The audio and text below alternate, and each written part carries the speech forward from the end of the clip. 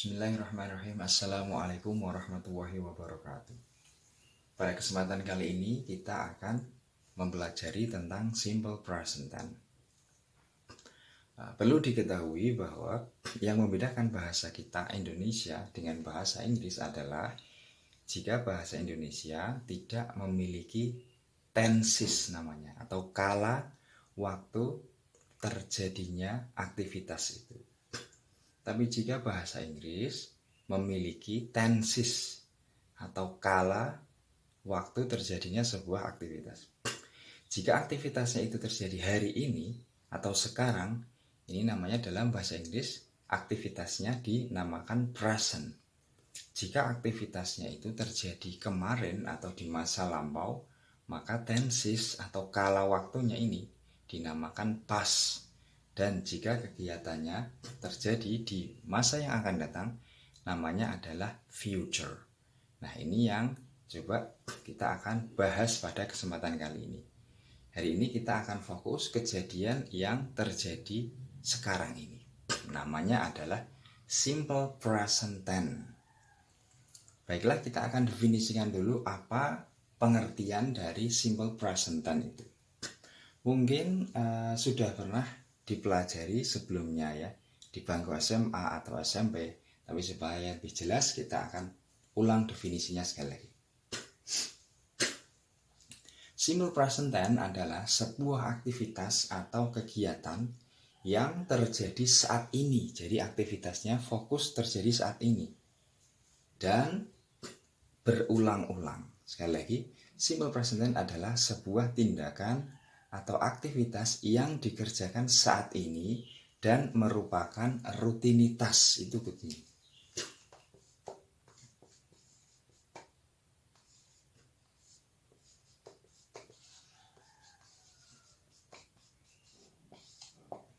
Jika kita melakukan tindakan setiap hari yang kita ulang-ulang, nah maka kita akan mengekspresikannya dalam bahasa Inggris dalam kalimat simple present tense. Sekali lagi, definisinya adalah present tense atau simple present tense adalah sebuah kalimat atau aktivitas atau tindakan yang dikerjakan setiap hari dan berulang-ulang. Itu ya. Nah, sekarang apa sih kegunaannya simple present tense dalam bercakap-cakap, dalam kalimat yang kita gunakan sehari-hari? Simple present tense bisa kita gunakan. Yang pertama adalah untuk describing something.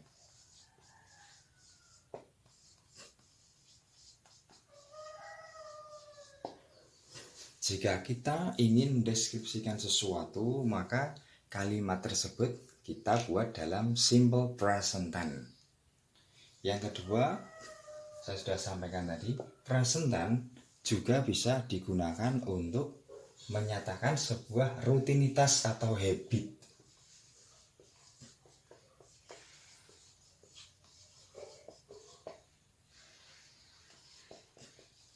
Sebuah tindakan atau aktivitas yang menjadi kebiasaan kita. Selanjutnya, simple present tense juga bisa digunakan untuk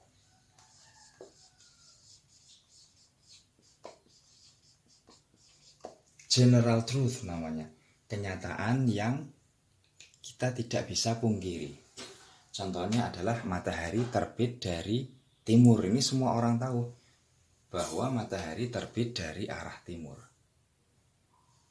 Syafiq adalah seorang laki-laki. Nah, itu adalah kenyataan yang semua orang bisa tahu dan tidak bisa pungkiri. Nah, ini adalah minimal tiga kegunaan. Ada kegunaan yang lain ya, tapi yang baku biasanya ada tiga. Digunakan untuk mendeskripsikan sesuatu, menjelaskan atau memaparkan sesuatu. Ini kalimatnya biasanya dalam bentuk simple present tense. Yang kedua adalah daily routine atau habitual activities, kalimat yang kita lakukan sehari-hari dan menjadi kebiasaan. Yang ketiga adalah general truth. Nah, itu mungkin kegunaan simple present tense dalam percakapan sehari-hari. Nah, sekarang bagaimana cara membuat kalimat simple present tense, begitu ya. Cara merangkai kalimat simple present tense dalam bahasa Inggris yang pertama adalah kita harus meletakkan subjek ditambah verb 1 ditambah objek. Dalam merangkai kalimat simple present tense yang perlu harus diingat,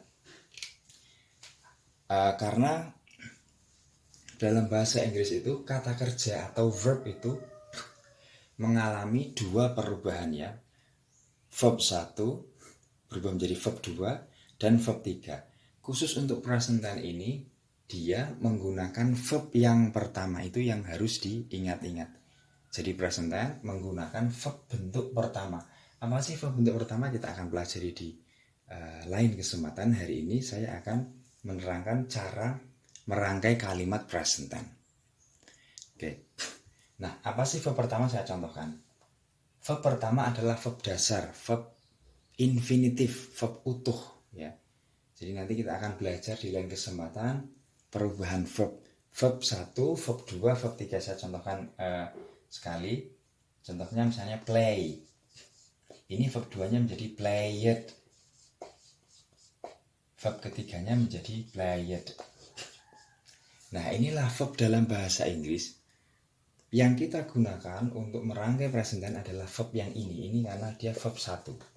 Ini verb 2, ini verb ketiga. Kita akan bahas lebih detail di kesempatan berikutnya. Nah, untuk kalimat present sekali lagi yang digunakan adalah verb yang pertama. Paham ya? Nah, maka adik-adik bisa mempelajari sendiri tentang verb pertama. Dalam merangkai kalimat simple present tense, yang pertama tadi saya ulang, harus menyebutkan subjeknya dulu. Baru diikuti verb, baru diikuti objek. Apa sih subjek? Subjek itu adalah pelaku kegiatan. Ya. Dalam bahasa Inggris contohnya ada ini I, ada you, ada we, ada they, ada she, ada he, ada it. Nah, ini semua adalah subjek. Ya, yang atas ini subjek jamak atau plural. Yang bawah ini subjek tunggal atau singular. Nah, ini adalah macam-macam subjek. Setelah subjeknya sudah, maka kita tambahkan verb. Verb 1 sekali lagi yang digunakan adalah verb 1. Oke. Tapi yang perlu kita ingat lagi dalam merangkai kalimat present tense, jika subjeknya itu subjek plural, maka kata kerjanya tidak boleh ditambah apa-apa. Contohnya begini, I play. Jadi, nah ini yang atas. Jika subjeknya plural, maka kata kerjanya tidak boleh ditambahi apa-apa. Tapi jika subjeknya tunggal, singular, maka kata kerjanya ini ditambahi s atau kadang juga es. Nah, ini mungkin yang pertama yang harus kita ingat-ingat dulu, itu ilmunya tentang present tense ya. Sekali lagi, jika subjeknya itu I, you, we, they atau plural, maka lihat kata kerjanya tidak boleh ditambah apa-apa. Tapi jika subjeknya tunggal, she, he, it, maka kata kerjanya ditambah s, bisa juga es. Contohnya kata go. You go. Di sini. Nah, ini she, it goes. She goes to school. Baru I play football. Begitu ya misalkan ya. Tambah objek. You go to school. Nah, itu yang pertama yang harus kita kuasai dalam merangkai kalimat simple present tense. Jangan sampai kita terbalik atau lupa memberikan tambahan s ataupun es pada subjek singular. Ini penting. Secara gramatikal nanti salah. Ya, memang itu penciri khasnya simple present tense. Jadi, sekali lagi, jika subjeknya I, you, we, they, ingat kata kerjanya tidak boleh ditambah apa-apa. Tapi jika subjeknya tunggal, she, he, it, maka kata kerjanya bisa ditambah s, bisa juga es. Contohnya sekali lagi, misalkan they visit. Sini they visits. Nah, ini ada tambahan s-nya. Oke ya. Nah, itu mungkin Untuk membuat kalimat positif dalam simple present tense, subjek langsung ditambah kata kerja ya, tidak boleh diselip apapun di sini. Nanti kita akan belajar kesalahan anak-anak ketika merangkai simple present tense. Ingat rumusnya adalah subjek langsung kata kerja, tidak boleh diselipkan to be di sini. I am itu salah ya. Jadi kadang anak-anak ada beberapa yang membuat menyelipkan to be di sini. I am play misalkan. You are go. Nah, ini yang salah ya. She is plays. Jadi sekali lagi, untuk kalimat verbal, nanti kita akan belajar kalimat verbal, tidak boleh ada to be-nya. I langsung play, we go begitu ya. They visit. She langsung plays, he goes, menambahkan s pada kata kerjanya jika subjeknya adalah tunggal. Nah, ini untuk merangkai kalimat positif dalam simple present tense. Selanjutnya, bagaimana cara membuat kalimat negatif dari simple present tense? Kalimat positif adalah kalimat yang melakukan ya. Sebaliknya kalimat negatif adalah kalimat yang tidak melakukan tindakan itu, begitu ya. Ada kata tidaknya.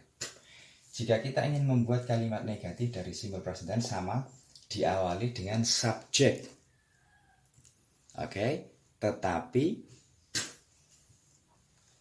setelah subjek ditambahkan do atau does. Ini memang penciri simple present tense. Do atau does ini adalah auxiliary verb. Nah, ini karena rumus tidak boleh dirubah-rubah ya. Untuk simple present tense dia harus menggunakan do atau does.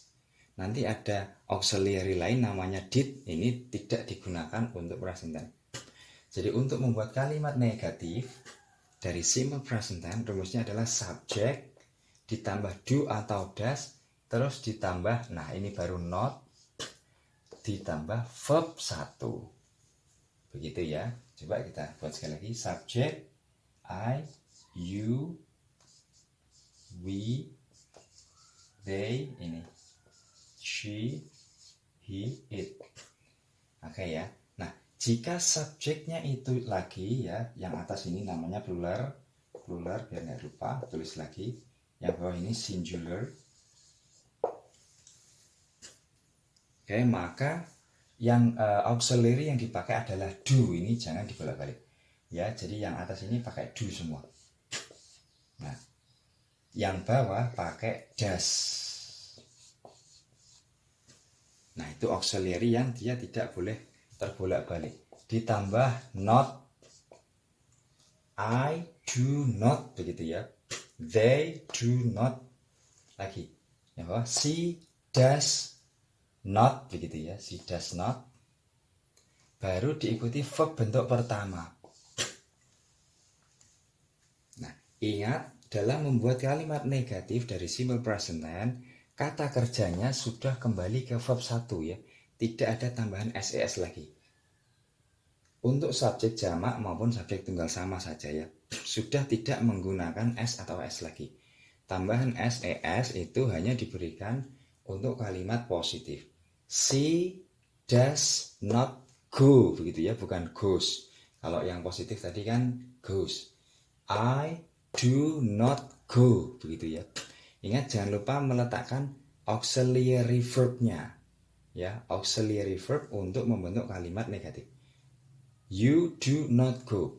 He does not go. Tidak goes ya. Nah, ini cara untuk membuat kalimat negatif dalam simple present tense. Ini rumusnya. Coba kita aplikasikan dalam sebuah kalimat. Misalkan saya ingin membuat kalimat dalam bahasa Inggris. Oh ya, saya sebelumnya sampaikan dulu adverb of frequency atau time. Jadi keterangan waktu yang sering muncul dalam simple present tense ini biasanya yang umum ya, biasanya every day. Nah, ini kalau menjumpai kata ini biasanya adalah sinyal word atau keterangan dari simple present tense. Ya, ada lagi ya kata every itu biasanya present ya. Yang kedua adalah Ya, biasanya kita gunakan now ya, waktu yang sekarang. Oke. Terus adverb of frequency-nya biasanya adalah ada kata always. Ini ya, often. Nah, ini kita juga usually, seldom, sometime, dan lain sebagainya ya. Masih ada lagi. Nah, ini kalau ketemu ini adalah sinyal words dari kalimat simple present tense. Ketika kita menjumpai kata-kata ini, biasanya kalimat tersebut adalah present tense. Oke, kita sekarang akan membuat sebuah contoh kalimat present tense. Coba kita pahami bareng-bareng, kita aplikasikan dalam contoh. Misalkan saya ingin membuat kalimat saya pergi ke pasar setiap hari. Jadi I pergi, go ke pasar, to market setiap hari, every day. Oke ya. Selanjutnya, dia perempuan, she bermain, plays, begitu ya, basket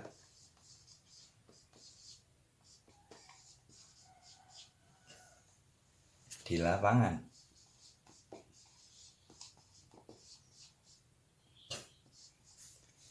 Nah, ini apa ini? Yang kedua masih salah, kurang S. Oke ya. Nah, lihat sekali lagi. Jika membuat kalimat positif, tadi ya kita sudah belajar rumusnya. Ya, I langsung diikuti kata kerja. Tidak boleh tambah apa. Tapi jika she, he, tadi ya, ada tambahannya S atau ES tadi ya. Contohnya begini, she plays basketball in the field. Bagaimana cara kita membuat kalimat negatif dari kedua kalimat tersebut? Saya tidak pergi gitu. Menjadi apa tadi? Menjadi I. Nah, ingat-ingat auxiliary-nya do. Jadi I harus pakai do diikuti not gitu ya. Go to market every day. Nah, lihat ini. I go di sini negatifnya, jadi I do not go. Paham ya? Jadi jangan sampai lupa meletakkan auxiliary. Selanjutnya negatif adalah she tidak bermain, does not. Lihat kalau di sini ada tambahan s. Tadi saya sampaikan untuk bentuk negatif s-nya sudah hilang. Play. Nah, perbedaannya lihat dari positif ke negatif. Basketball in the field. Nah, dari empat contoh ini kita analisa bahwa cara membuat kalimat simple present tense yang pertama adalah jika subjeknya I, you, we, they, sekali lagi kata kerjanya tidak boleh ditambah apa-apa. Jika subjeknya she, he, it, kata kerjanya ditambah s untuk kalimat positif ya. Tapi jika kita membuat kalimat negatif, maka kalau subjeknya I, you, we, they, kita tambah do. Terus dikasih not, I do not. Tapi jika subjeknya she, maka menjadi she does not play. Gitu ya. Kata kerjanya sudah tidak boleh ditambah s lagi. Jadi tambahan s itu hanya khusus untuk kalimat positif. Negatif sudah kembali ke infinitif kata kerja dasar. Nah, sekarang yang ingin saya sampaikan adalah seringkali anak-anak itu salah membuat kalimat present tense dengan menambahkan to be di sini. I am go. Misalkan ya, tadi saya sampaikan she is play. I am, jadi tidak memakai do not tapi memakai I am not. Ini juga salah. Ini yang salah ya. Nah, terus kenapa kita harus memakai is, am, are? Gunanya apa? Begitu ya. Sekali lagi tidak boleh ada am atau to be. Am ada is ada are. Ya, am is are itu apa? Namanya to be. Terus kapan kita gunakan to be itu dalam kalimat simple present tense? Kita akan bahas. Jadi dalam bahasa Inggris mungkin sama dengan bahasa Indonesia, kalimat itu terbagi menjadi dua. Ini sudah paham ya? Saya hapus. Kalimat dalam bahasa Inggris mungkin juga sama dengan bahasa kita Indonesia, terbagi menjadi dua. Namanya verbal sentence.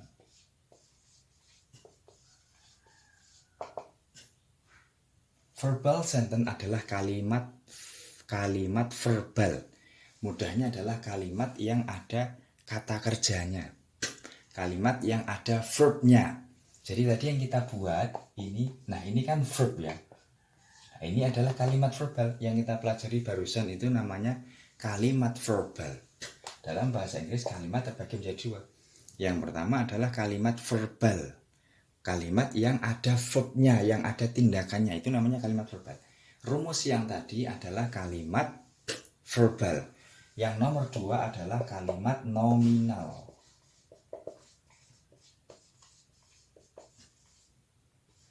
Kalimat nominal adalah kalimat yang tidak mengandung aktivitas. Kalimat yang tidak ada verbnya, mudahnya begitu ya. Nah, jika kita membuat kalimat nominal dalam simple present tense, baru betul kita meletakkan to be. Cara membuatnya adalah subject. Nah, ini dia baru to be. To be di sini diikuti non verb selain kata kerja. Bisa adjektif, bisa juga ya, kata keterangan dan lain sebagainya. Nah, ini yang anak-anak mungkin sering kebingungan ya merangkai kalimat, merangkai to be. Ingat to be itu, to be apa sih to be? To be adalah sama auxiliary verb ya. To be adalah kata kerja bantu yang digunakan dalam kalimat nominal untuk menghubungkan antara subjek dan non-verb selain kata kerja tadi ya. Maka ini wajib dikasih to be. Contohnya, saya seorang murid. Nah ini to be-nya baru am a student. Nah ini kan kalimat yang tidak ada tindakannya ya, maka wajib diberi to be. Sekali lagi, she is a doctor. Nah, to be sudah paham ya, they are a manager. Oke. Nah, ini kalimat non-verb atau kalimat nominal yang harus wajib diberi to be. Jika tidak diberi to be justru malah salah. I a student, ini salah ya. She a doctor, salah. Yang betul adalah she is a doctor. Sekali lagi, jangan mencampur adukan antara kalimat verbal dan kalimat nominal. Kalimat verbal, kalimat yang ada tindakannya, tidak boleh diberi to be. Tadi saya contohkan ya, I am go, ini salah. Yang betul adalah I go, she goes.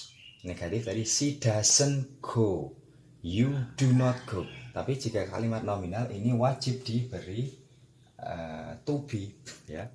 I am. Nah, kata is, mr ini diletakkan pada kalimat nominal. I itu am pasangannya, you, we, they, are, begitu ya. She, he, it, is, ini adalah ada he, ini ada it, gitu ya, biar enggak ingat ya. Ini we, ini you. Nah, ini ya. You are manager, we are manager. She is a doctor, he is a doctor, it is a bird misalkan ya. Nah, begitu. Ini kita buat lagi, misalkan it tambah satu biar nggak bingung. It is a bird. Itu adalah sebuah burung. Nah, kuncinya dalam memahami kalimat simple present tense yang pertama, kita pahami dulu konsep kalimat verbal dan nominal. Kalimat verbal rumusnya kita sudah pelajari tadi ya. Bagaimana cara membuat positif dan negatif. Kalimat nominal rumusnya begini, subjek to be diikuti non-verb kata kerja. Yang salah adalah meletakkan to be is mr ini pada kalimat verbal. Jadi tidak boleh dicampur. Atau sebaliknya, jika kita merangkai kalimat nominal malah tidak ada to be-nya, ini juga salah. Banyak anak-anak yang merangkai begitu. I a student, she my friend, salah. She is my friend, you a manager. Ini juga salah. Yang betul adalah you are a manager. Nah, ini mungkin penjelasan tentang simple present tense. Semoga bisa dipahami dan semoga bermanfaat. Saya akhiri. Assalamualaikum warahmatullahi wabarakatuh.